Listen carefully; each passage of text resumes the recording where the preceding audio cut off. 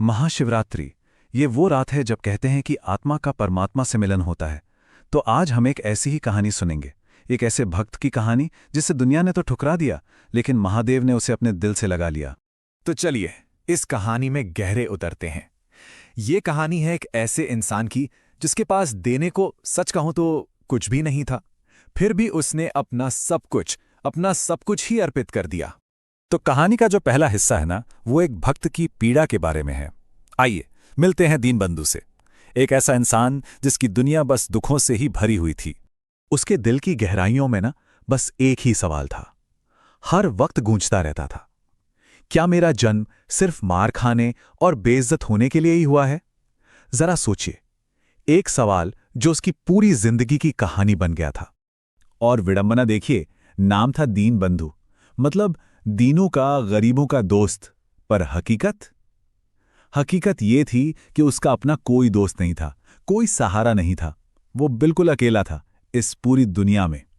उसकी जिंदगी बस अपमान के घूंट पीते पीते ही कट रही थी। गांव वाले उसे देखते ही कहते, अरे ये तो अपशगुनी है, और उससे दूर भगा देते। एक बार तो गांव के मुखिया के बेटे ने उसे लाठी से इतना पीटा, बहुत बेरहमी से। जब वो बेचारा शरण लेने के लिए मंदिर पहुंचा तो वहां भी उसे अपवित्र बोलकर बाहर निकाल दिया गया। काम मांगा तो चोर का इल्जाम लगा दिया, और आखिर में बचा क्या?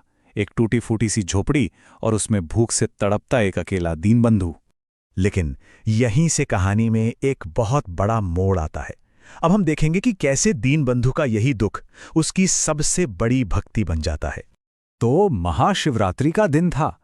पूरा गांव त्योहार मना रहा था, हर तरफ उत्सव था।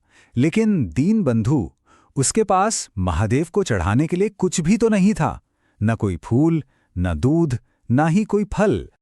और तभी उसके मन में एक ख्याल आया, एक बहुत गहरा एहसास कि अरे, मेरे पास दुनिया की चीजें तो नहीं हैं चढ़ाने के लिए, लेकिन एक चीज है जो सिर्फ मेरे पास है, मेरी सबसे बड़ी दौलत, मेरी सबसे सच्ची संपत्ति। वो है मेरा दुख, मेरी पीड़ा। और बस उसने मन में ठान लिया कि वो आज महादेव को अपनी यही पीड़ा अर्पित करेगा। सोचिए, एक ऐसा चढ़ावा जो दुनिया में किसी और के पास था ही नहीं। तो वो बेचारा कांपते हुए कदमों से मंदिर की तरफ चला। भक्तों की इतनी भीड़ थी, वो सबसे बचकर एक शांत कोने में गया और शिवलिंग के सामने घुटनों पर बैठ गया। और फिर उसने अपनी जिंदगी की सबसे सच्ची, सबसे पवित्र भेंट चढ़ाई। उसके होंठ तो चुप थे, एकदम खामोश, पर उसका दिल चिल्ला चिल्ला कर कह रहा था, हे महादेव, आज मेरे ये आंसू ही आपका अभिषेक है। मेरा ये टूटा हुआ दिल, यही आपका बेलपत्र है, और मेरी ये जो पीड़ा है ना, यही आपका फूल है। दीनबंधु की ये सच्ची पुकार इतनी सच्ची थी कि उसने कैलाश पर्वत तक को हिला दिया। और यहीं से कहानी में होता है एक दिव्य हस्तक्षेप। कैलाश पर माता पार्वती ने दीनबंधु की वो दर्द भरी पुकार सुनी और उनका दिल पिघल गया। उन्होंने भगवान शिव की तरफ देखा और पूछा, मेरे स्वामी, ये ठीक है क्या कि आपका इतना सच्चा भक्त इतनी तकलीफें सहे?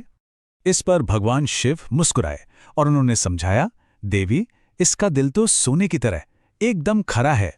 इसने जिंदगी में इतनी ठोकरें खाएं, पर इसकी आस्था देखो, जरा भी नहीं डिगी। भक्ति दुनिया की दौलत से नहीं पहचानी जाती, भक्ति तो ऐसी अटूट आस्था से पहचानी जाती है। और जानते हो, यही सच्ची भक्ति है। और जैसे ही शिवजी ने यह कहा, उसी पल मंदिर में एक कमाल की चीज हुई। चारों तरफ एक दिव्य रोशनी फैल गई और हवा में एक अनोखी, एक दैवीय खुशबू भर गई।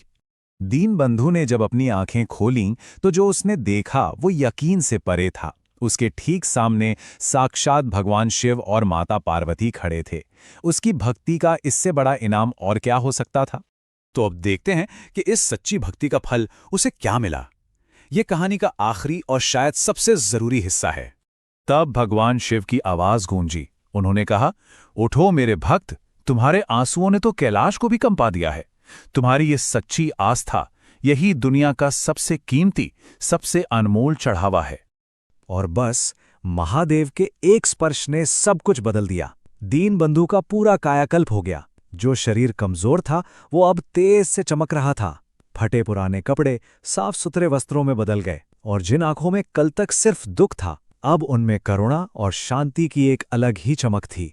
वो दीनबंधु जिसे दुनिया ने निकाल दिया था, अब पूरी मानवता के लिए ज्ञान बंधु बन गया था। तो ज्ञान मिलने के बाद ज्ञान बंधु ने सबसे पहला काम क्या किया? क्या उसने बदला लिया?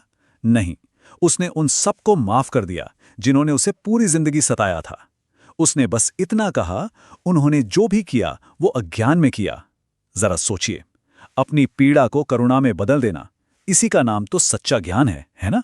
तो इस पूरी कहानी से हमें क्या सीखने को मिलता है? इसका सार क्या है? पहली बात, सच्ची भक्ति को दिखावे की, किसी भौतिक चीज की जरूरत नहीं होती। दिल की सफाई, मन की पवित्रता ही सबसे बड़ी पूजा है। अटूट विश्वास हो तो कोई भी मुश्किल पार की जा सकती है। और हाँ, भगवान की कृपा आपका स्टेटस देखकर नहीं, बल्कि आपके मन की सच्चाई देखकर बरसती है। और आखिर में ये कहानी हमें एक बहुत गहरे सवाल के साथ छोड़ जाती है कि भक्ति की असली कीमत क्या है? क्या ये सोने चांदी में है या फिर ये मन की सच्चाई में है? शायद इसका जवाब किसी बड़े दिखावे में नहीं, बल्कि उस एक आंसू में छुपा है जो पूरी पवित्रता के साथ सच्चे दिल से बहाया गया हो।